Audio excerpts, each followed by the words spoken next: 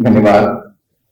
Namaste to all the dignitaries on the dais, the distinguished audience, Disha Bharat leadership and the organizers, and Shri Rajesh Verma for having me. Thank you for having me over here. And please accept my congratulations for organizing this wonderful gathering. So I consider this as my blessing to be able to talk on, Bharat, its civilizational continuity from independence to global leadership. What is our journey? I'm organizing this in three parts. The first part will speak about us as a little bit of history, how we have thought of ourselves. Then we'll talk a little bit about civilizational continuity and what are the challenges in where we are and what are the challenges ahead. And we'll end this with what it means to have global leadership. Although Professor Anshuji has already laid it out in terms of specifics very clearly, in terms of what we have already achieved and what is the direction in which we are headed to, which is absolutely true. We'll just look at a few first principles.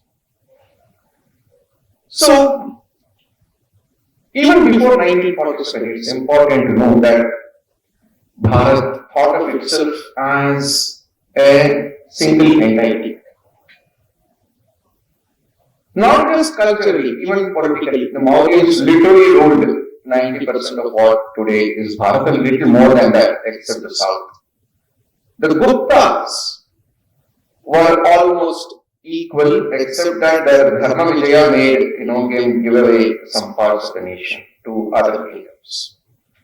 From the south, we had Chalukyas and Rashtrakutas stretching beyond that at various parts. So there is, you will see Rashtrakutas stretching till Kannada, and that consequence has spread itself across multiple regions, even into Bengal.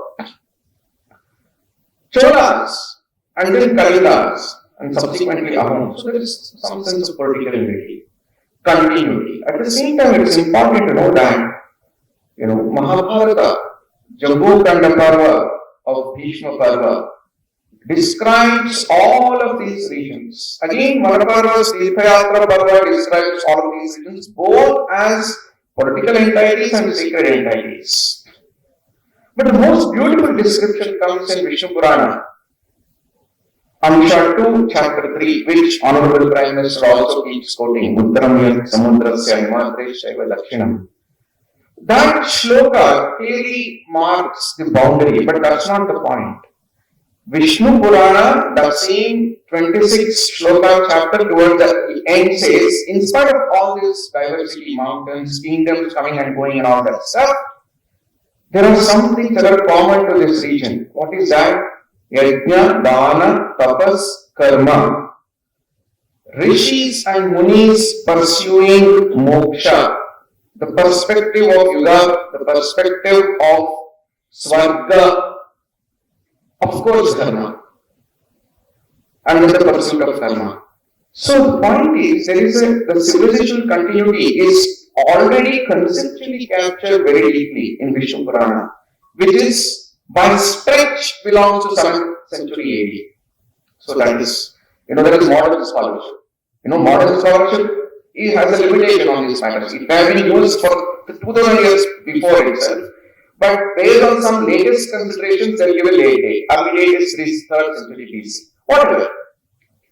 But the essence is that Kalidas is a also in Raghu's with Dandayatra articulates that. Hathigumbha inscription speaks of Bharatavarsha, the first inscription, 2nd century BC. But all the way till 17th, 18th century, every small principality has thought of itself as belonging to Bharatavarsha. Keladi Samsthana in Karnataka, which is very small Samsthana, in which all of its epigraphies on inscriptions talks of itself as belonging to Bharatavarsha.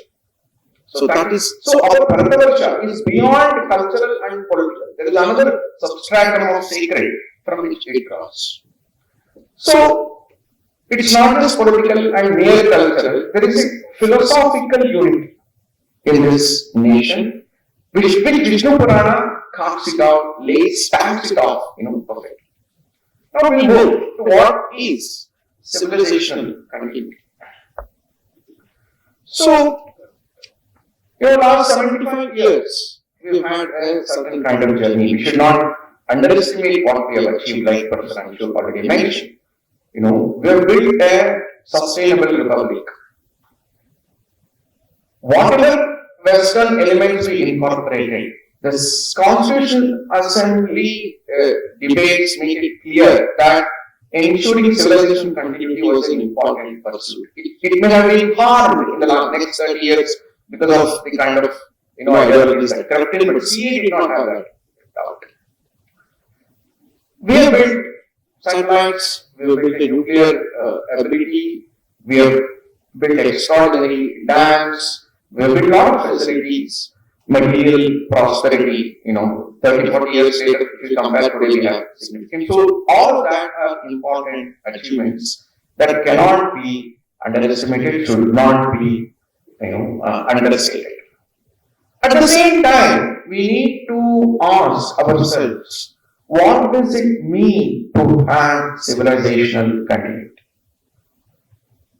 Civilizational continuity means that all of us are consistently using a certain perspective of what is a man, what is the pursuit of man, what is the metaphysics that determines these things.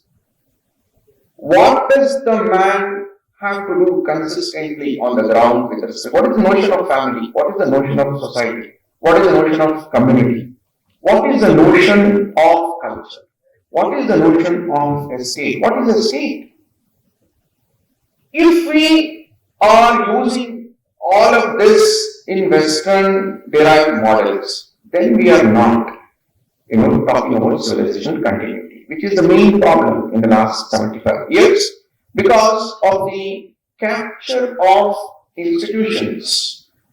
And our own at 1947, at that time, we were still not ready. We suddenly got independence. We did not have, although I think the generation between 1850 to 1950 in India is one of the greatest generations of humanity because they withstood a monstrous civilizational attack with least violence and they did not let their character get subdued at all. Listen to Sarojini Naidu in 1930 speech. It's crystal clear that it is the ancient Bharatavarsha that we will take forward. Yet, in 1947, we kind of had to cede ground because of not having institutions on our own side, and we've been struggling, and like Professor Anshu said, in 1991, a little bit of economic reclaim happened. In 1998, a little bit of cultural reclamation was attempted, which we again lost, and we've made significant progress on this front under the leadership of Honorable Prime Minister Shri Narendra Modi ji starting 2014. And I'm witness to that. So I'm not saying, something without personal experience. In 2020, we've started the IKS division in the Ministry of Education. Honorable Prime Minister started. It is now headed by Professor Ganti Murthy ji. And through that, the promotion of Indian knowledge systems in all walks of life has begun. That is the first step towards, reclamation of an institutional reclamation of civilization continuity.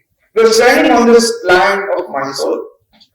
This land demonstrated little bit of civilizational continuity reclamation in the first half of 20th century, thanks to Maharaja Krishnachandra Padel. But the powers that we post World War II, the shift of this world center elsewhere has once again pushed us back, and we are now restoring ourselves.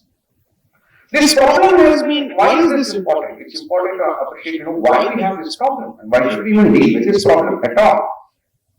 For Vikasit Bharat, having our own confidence in our own intellectual strengths is extremely important. We are underperforming as a nation because we are not accessing our own strengths, civilizational strengths. That's because our sense of what is a man is now coming from elsewhere. It's not Panchakosha anymore. The modern world does not recognize Vijnanamaya Kosha and Anandamaya Kosha. India has something to contribute to humanities in terms of social sciences. We have to contribute. The political science needs to significantly benefit from what is Rajadharma. The 6,000 shlokas of Rajadharma Parva in Mahabharata are a gold mine. It says the first shloka, it starts with Yudhishthira telling, Bhishma, hey Bhishma, I have learned that Purushartha, Trivarga ko hi samasakto, Rajadharmishu Kaurava, Moksha Dharmasya Vispashah, Sakaloka Samanitaha. I have learned that Trivarga is in Rajadharma, Moksha Dharma is also in Rajadharma, which means entire Purushartha is anchored on Rajadharma. This one axiomatic shloka can significantly transform, political science. It has the perspective of leadership, it has the perspective of state, and then in the next 18 shlokas, Bhishma explains and it expands into 6,000 shlokas. It is not leveraged enough. So these are the problems that we have, which people like Professor Rajesh Nandi on the left side, on our side, Professor S.N. Balagangadhara, have articulated what is the impact of colonial consciousness on us, and they have also given a way forward. Balagangadhara has shown how the theories made by the West can be studied to reverse gaze on their own world.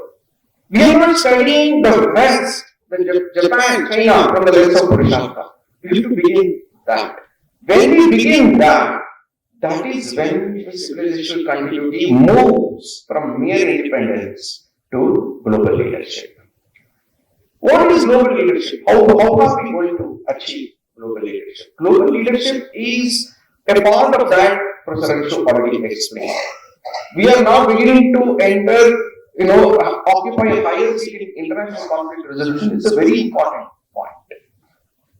But international conflict resolution, being theoretically anchored on Indian thought in academics, is how we will begin to scale this. Right now, it is Honorable PM Narendra Modi and his embodiment of Indian knowledge and the ecosystem wisdom that RSS brings to the table, Sankarya brings to the table. That is driving it. That is individual's pursuit. But this individual's pursuit has to transform itself into institution. Dharma, when I was reading this, independence to global leadership, it is dharma to Lokasangraha. Lokasangraha requires us to think of the whole universe. Bringing dharma into the civilizational conversation is within India.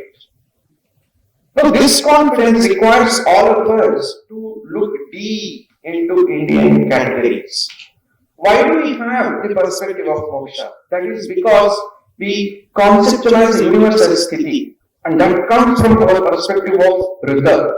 From Rita comes Rigveda, or Riju, so many words. Sanskrit as a language has encapsulated philosophy into its dhatu system itself. 100 words you read along with this dhatu etymology, 20% of philosophy you are already acquired. So there is concept of Rida, Kritagnyata, Dharmajnashcha Kritagnyashcha, Satyavakyo Dridhabrataha. Kritagnyata is a leadership trait. Why? Because Rida has to be offered if you are closer to Rida. So there is a beautiful philosophical integrity that can be translated into perspective of life for the individual, a leadership perspective for the statecraft itself, and the global world order. When we begin to leverage our concepts to make an impact on the theory and the application of the global world order, that is when global leadership will truly happen. Today, the global leadership, of course, we have taken the first step, because we obviously need somebody who embodies this to take this forward, and that is happening. It's a long journey. Mahodaya and Mahodaya, it's important for all of us to internalize that the journey we have started is at least a 100-year-old journey, and we cannot act in haste. There will be setbacks. Even Sri Krishna had to step back in order to face Jarasandha. So what are we lesser mortals? So we will have many setbacks, we will have leap forwards, and this is a 100-year-old journey to reclaim what we lost in 300 years. Will minimally require 100 years. But if we do not invest ourselves into the conceptual engagement, then this global leadership is not going to come. All I would like to submit to you is that there are 100, 200 Indian concepts that we need to understand very well. I am saying this because it's an academic audience. Every discipline, Purushartha, can make a big difference to all disciplines. But Samadhana Bhedadanda, correct understanding of that, can transform the effectiveness of every program execution. Yajna as a concept can significantly alter the nature of every institution. Parapashanti Madhyama Vaikari can transform all our communications. Modiji's communication is that. There is no better example of Rasa and Sadharanikarana than Modiji. He knows it. And people of India know these things without theory. A lot of them. It's not that always theory is required, but today theory is required. A lot more than in the past. Rana can bring sustainability of a higher order yajna, and Rana, the 5 levels of yajna, can transform institutional practice. So, for the modern problems of mental health, sustainability, conflict reduction, all of that, there are Indian concepts that can significantly make a difference. Of course, we have started our journey to ensure civilizational continuity within Bharat itself. But let us have the confidence to take this forward to global leadership. Further, academics makes a big difference because the British took control of Bharat through knowledge, by casting their knowledge on us. By studying us from their lens, we have to do the same. We have to begin to study the world from our lens, generate knowledge through that, ensure all institutions have our perspectives, through that influence the world order. All other institutions. Today, after 370, American prof analyze that using, Jaishankar's Arthashastra based principles. But we are not doing that yet. We have to begin doing that. At one point in time, entire Southeast Asia used to come to India, including China, for education.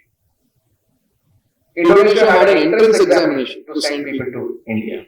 But today, our rest is going elsewhere. So we need to take control of this. Knowledge is the way in which the global leadership will come back to Bharat. Dhanyavad.